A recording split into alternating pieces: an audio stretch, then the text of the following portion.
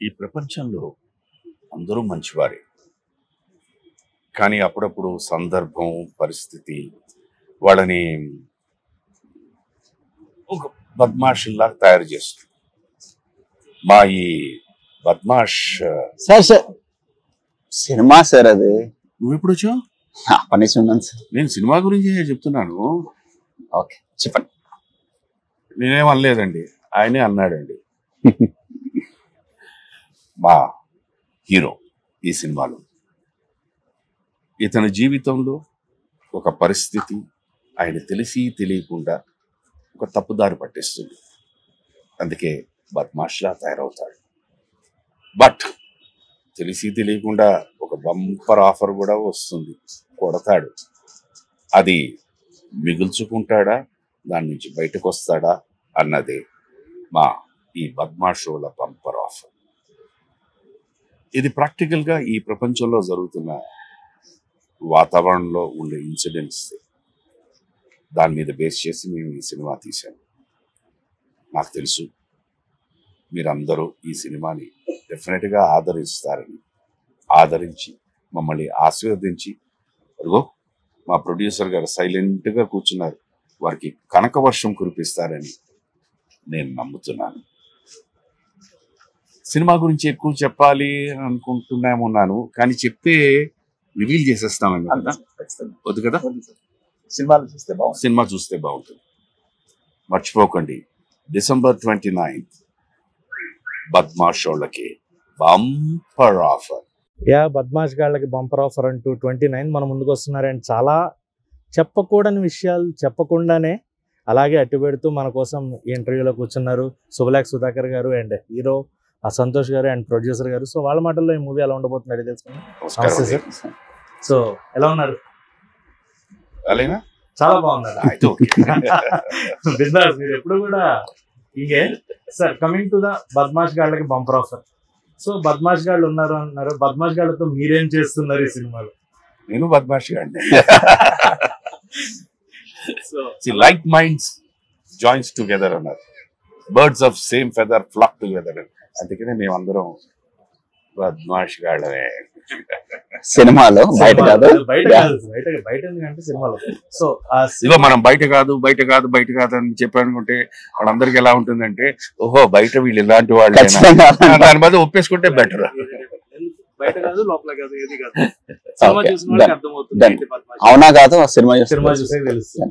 Right sir. So ఈ సినిమాలో మీ character ఎలా ఉండబోతుంది?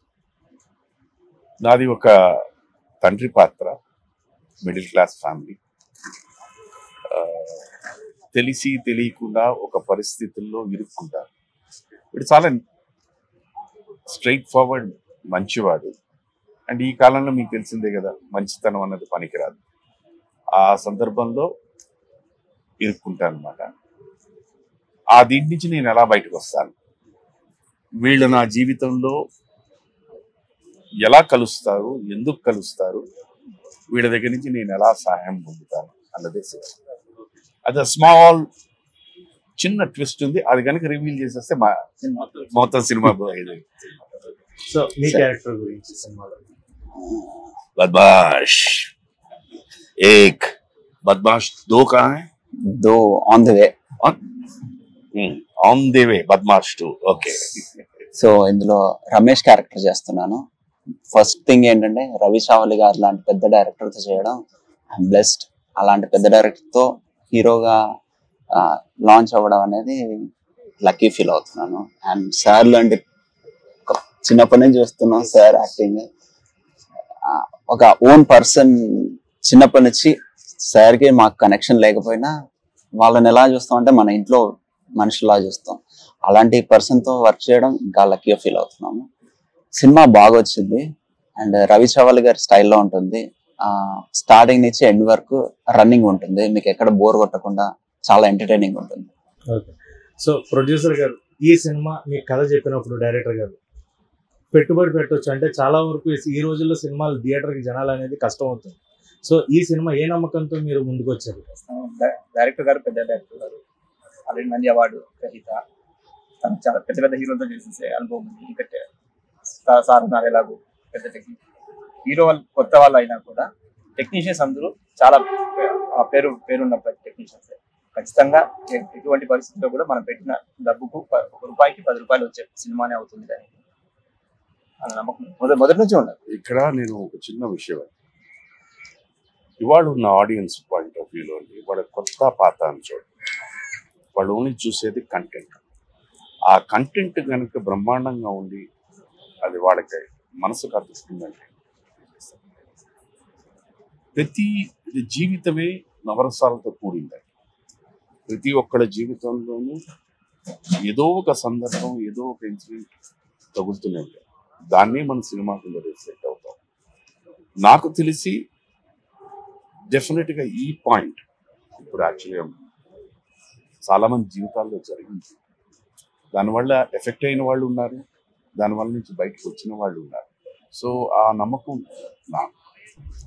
సో మీరు ఆల్మోస్ట్ 3 తరాల నుంచి చూస్తూ వస్తున్నారు, ఇండస్ట్రీ ఎలా ఉంది, మార్పులు జరుగుతూ వస్తున్నాయి, టెక్నాలజీ మారుతుంది, ప్రజెంట్ సిచ్యువేషన్స్ అయినట్టు మారుతుంది. సో మీరు గమనించిన మార్పులు అంటే ఇప్పుడున్న జనరేషన్కి జనాలు థియేటర్కి రావడానికి కొంత తగ్గుతుంది కూడా. సో ఏం జరగడం వల్ల ఈ మార్పులు మనకి ఇండస్ట్రీ ఇవాళ ఏమైపోయిందంటే, ఒకనప్పుడు సినిమా కనేసరికి ఏమైపోయిందంటే, మనం ఒక 5:30, 6 వెళ్ళి సినిమాకి వెళ్దామా అంటే వెళ్ళిపోయేవాడు. బట్ ఇవాళ అది కాదు, ఆ ప్రక్రియ కాదు. ఇవాళ సినిమా అనేది ఒక ప్లాన్. ఇది తర్వాత మనకేమైపోతుంది, ఇదివరకు ఏంటంటే ఒక థియేటర్కి వెళ్ళామంటే 3 థియేటర్స్ ఉండేవి. ఓ సినిమాకి వెళ్దామని అక్కడ టికెట్లు దొరుకుతుంది, రెండో సినిమాకి వెళ్ళిపోయేవారు. సో అలాగే ఇవాళ అలా కాదు, మీకు పలానా థియేటర్లో ఒక్క సినిమా ఉంటుంది, దానికి వెళ్తేనే మీరు వెళ్ళగలరు, ఆల్టర్నేటివ్ దొరకదు. అక్కడి నుంచి మళ్ళీ ఇంకో దగ్గరికి మీరు వెళ్ళాలనేసరికి టైం అయిపోతుంది. మీకు తెలిసిందే ఇవాళ ఉన్న ట్రాఫిక్ కానీ ఇది కానీ. So it is becoming difficult and of course to be very frank expensive also. నాకు తెలిసి మా రోజుల్లో ₹10 వాజ్ ద హైయెస్ట్. ఇవాళ ₹10 ఏమొస్తుంది, ఇంటర్వెల్ కూడా రావట్లేదు. సో ఒకనప్పుడు ఏంటంటేనండి, ₹10 హైయెస్ట్ టికెట్ అంటే ఒక ఫ్యామిలీ ఆఫ్ 4 అంటే వారానికి 40, 4 వారాల 5 వారాలు వేసుకోండి, నెలకి ₹200, 5 వారాలు వేసుకోండి. ప్లస్ అక్కడ థియేటర్కి వెళ్ళిన తర్వాత ఆ మిగతా ఆ ఖర్చులు ఈ ఖర్చులు చూసుకున్నా కూడా మీకు ఇంకో ₹250, ₹300 పోనీ గట్టిగా వేసుకుంటే ఇంకో 500 వేసుకోండి. సో ఒక నెలకి ₹1000 ఖర్చు పెడితే మీకు ఎంటర్టైన్మెంట్ వచ్చేసేది. ఇవాళ సాధ్యమా? దాన్ని 4 అయిపోయింది, 3 అయిపోయింది, 2. So ₹20,000 for a family of 4 to go to a film and watch every week is expensive. So దానివల్ల తెలియకుండా అలా ప్రమాదంగా తగ్గుతుంది. రైట్. సో మ్యాట్ సినిమాలో చేశారు అండ్ ఇప్పుడు వెంటనే ఈ సినిమాతో హీరోగా. సో ఎలా అనిపిస్తుంది, అంటే జర్నీ అనుకున్నట్టుగానే వెళ్తుంది అనుకుంటున్నారా? అంత ఈజీ అయితే కాదు, మరి సార్ వాళ్ళు ఉన్నప్పుడు అది ఈజీయో కాదు తెలియదు, కానీ ఇప్పుడైతే చాలా టఫ్ ఉంది. లైఫ్ ఎప్పుడు ఈజీగా లేదన్న, లైఫ్ ఈజ్ ఆల్వేస్ డిఫికల్ట్. ప్రతి వ్యక్తి కష్టపడితే కానీ మనం ఇది రాదు. అయితే మనకున్న గ్లామర్ ఫీల్డ్ ఏంటంటే, because attraction is more. So దాంతో ఒక్కసారి కనుక ఆ సక్సెస్ అన్నది టచ్ అయింది అనుకోండి, immediate overnight your change అయిపోతుంది. ఇప్పుడు వాళ్ళు బాగా చేశారు, కష్టపడుతున్నారు. నాకు వీళ్ళందరిలో నచ్చే గొప్ప విషయం ఒకటి ఉంది, అది నేను తలుచుకున్నప్పుడల్లా భయపడుతూ ఉంటాను. వీళ్ళు ఒకసారి మనం రిహార్సల్ చేద్దామా అని నేను అడుగుతూ ఉంటే లేట్స్ టేక్ చేసేద్దాం అంటారు. అది వాళ్ళ కాన్ఫిడెన్స్. ఒక్కొక్కసారి ఫస్ట్ నేను అది 2-3 సార్లు విన్న తర్వాత నాకు ముందు చూసుకోండి ఏంటి ఇలానే, but the way they were performing I was surprise. So నేను వీళ్ళ స్థాయికి ఎదగాలి, నాకు 100% చెప్తున్నాను. నాకు ఎందుకంటే ఆ రిహార్సల్ చేయాలి, నాకు అది పట్టు రావాలి, కరెక్ట్గా ఉండాలి. వచ్చిన తర్వాతే నేను అయిపోదాం. అంటే సార్ వాళ్ళు ఏంటంటే ఎవరిని చూసి నేర్చుకోలేదు, వాళ్ళు అక్కడ ఉండి నేర్చుకున్నారు. మాకు ఈజీ ఏంటంటే సార్ వాళ్ళని చూసి, అంటే మీ మూవీస్ అన్ని చూసి సో మాకు ఈజీ అవుతుంది సార్. మీరు మా జనరేషన్ అంటున్నారు, మేము మా ప్రీవియస్ జనరేషన్. వాళ్ళు ఇంకా నిజంగా ఏమీ నేర్చుకోకుండా చేసిన వాళ్ళు అంటే ఫస్ట్ బ్లాక్ అండ్ వైట్ అరా, వాళ్ళకి ఏం తెలియదు సినిమా అంటే ఏంటి, zero. And most of them నాటక రంగం నుంచి సినిమాకి వచ్చిన వాళ్ళు. So that was a different thing. Each day is a learning process. True sir. కానీ సార్ జరిగిన అతి పెద్ద అబద్ధం ఏమంటే మేము చిన్నవాళ్ళని చూసి నేర్చుకోవాలంటారు. సార్ పర్ఫార్మెన్స్ ఎలా ఉందో ట్రైలర్ చూస్తేనే మీకు అర్థమైపోతుంది. అలాంటి సినిమాలో చూస్తే ఇంకా మీకు పూర్తిగా కూడా అడగబోతుంది. ఎందుకంటే సార్ చేస్తున్నారు సినిమా అంటేనే అది ఖచ్చితంగా ఒక కంటెంట్ ఉండి పబ్లిక్ లోకి వెళ్తుంది అనుకుంటేనే sir will come forward. So అలాంటి కంటెంట్ మీకేమనిపించింది సార్ ఈ మూవీలో? మేజర్ ఏంటంటేనండి, ఇది నేను నమ్మే ఒక స్ట్రాంగ్ కన్విక్షన్ అండి. నటుడు అన్నవాడు he comes only at the end. ఒక దర్శకుడు కానీ, ఒక రచయిత కానీ, కథా రచయిత కానీ వాడు కూర్చొని ఒక సబ్జెక్ట్ని తయారు చేయడానికి చాలా కాలం పడుతుంది.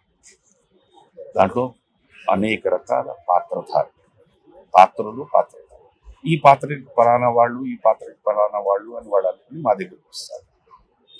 ఇక్కడికి వచ్చిన తర్వాత నేను సెట్కి వెళ్ళిన తర్వాత ఏమైపోతుంది, ప్రతి వ్యక్తికి ఒక వైవిధ్యమైన ఆలోచన. నేను ఆలోచించేటట్టు మీరు చేయడం, మీరు చేసినట్టు వీరు చేయడం, వీరు చేసినట్టు. సో అక్కడికి వెళ్ళిన తర్వాత ఒకసారి ఏమైపోతుందంటే ఇది ఇలా చేస్తే బాగుంటుందా, ఇలా చేస్తే బాగుంటుందా అనే ఆలోచన నాకు. బట్ దర్శకుడు అన్నవాడు, కథా రచయిత అన్నవాడు ఏం చేస్తారు, సార్ మీరు ఇలా చేశారనుకోండి ఈ సినిమాకి ఇక్కడ దెబ్బ కొడుతుంది, సో మీరు ఇలా చేస్తేనే ఇది కరెక్ట్గా ఉంటుందని మమ్మల్ని ఆ గ్రూవ్లో పెట్టారు. సో అందుకని they call the director as the captain of the ship. So ఈ కథకు మూలంగా మీరు ఆల్రెడీ ఆయన ఇంద్రసేన గారు కూడా ప్రీవియస్ గా చాలా సినిమాలు చేస్తున్నారు. అండ్ ఈ సినిమాలో మీ ఇద్దరు కలిపి చేయబోతున్నారు. మీ ఇద్దరు కాంబినేషన్ ఎలా ఉండబోతుంది? డే 1 అంత ఎక్స్పెక్ట్ చేయలేదు, అంటే సింక్ అవుతాడో లేదో. బట్ డే 2 నుంచి సింక్ అయిపోయాం. నాట్ ఓన్లీ ఇంద్ర గారు, even DOP Vijay C Kumar గారు కానివ్వండి, డైరెక్టర్ కానీ, మేమంతా ఫ్రెండ్లీగానే చేసాం. ఈవెన్ సార్ కూడా. కాకపోతే సార్తో ఇబ్బంది ఏంటంటే నన్ను సార్ అని పిలుస్తారు. ఎందుకు సార్ చిన్న అన్న అసలు అవసరమా? సార్ అనేది వయసుతో కాదు, అదొక మర్యాద. నాకెందుకు సార్ మర్యాద? అంటే మాకు నేర్పించింది అది అనుకోండి. పోనీ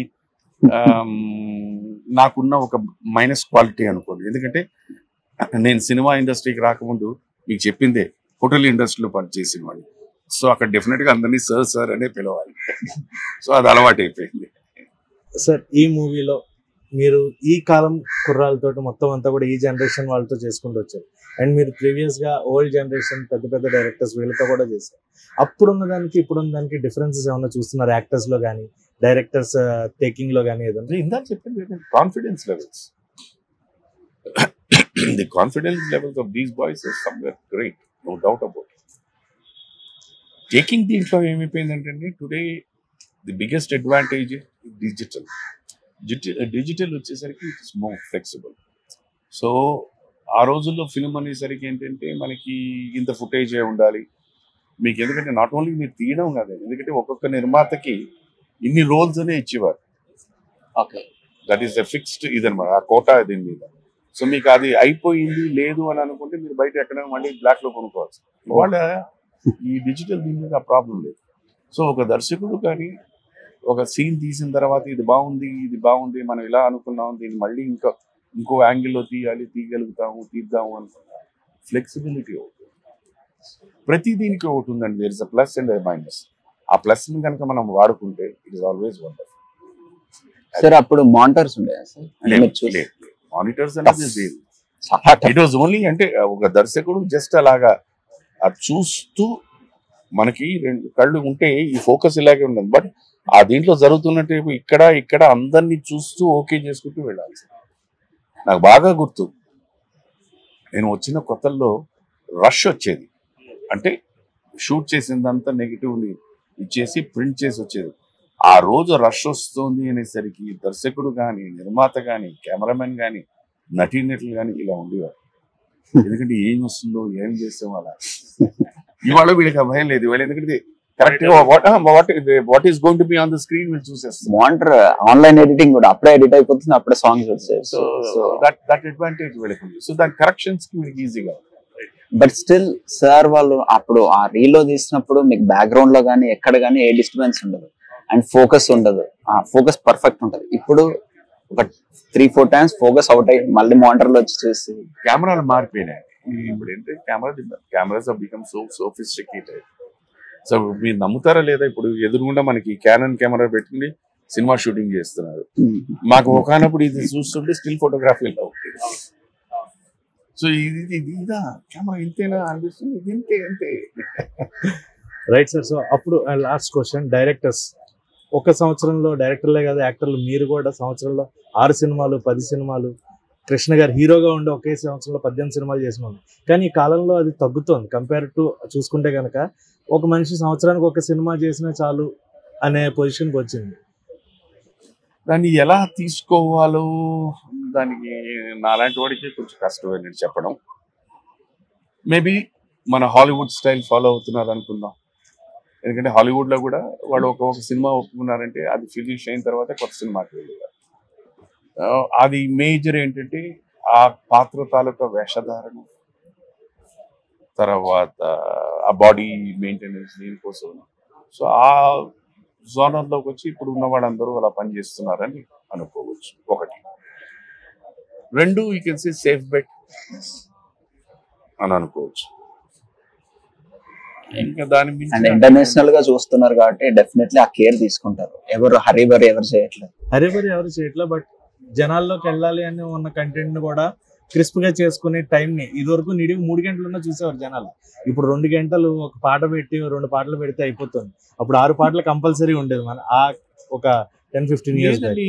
ఇప్పుడు ఈ మధ్యన మీరు యానిమల్ అనే సినిమా చూస్తే అది ఆల్మోస్ట్ 3.5 గంటలే చూస్తున్నారు. పెద్ద హిట్ కదా. మేజర్ ఒకటేనండి, ఈ ప్రపంచంలో ఎక్కడ పుట్టినా నవరసాలు అన్నది కామన్, ఓన్లీ పాళ్ళు మారుతూ ఉంటాయి.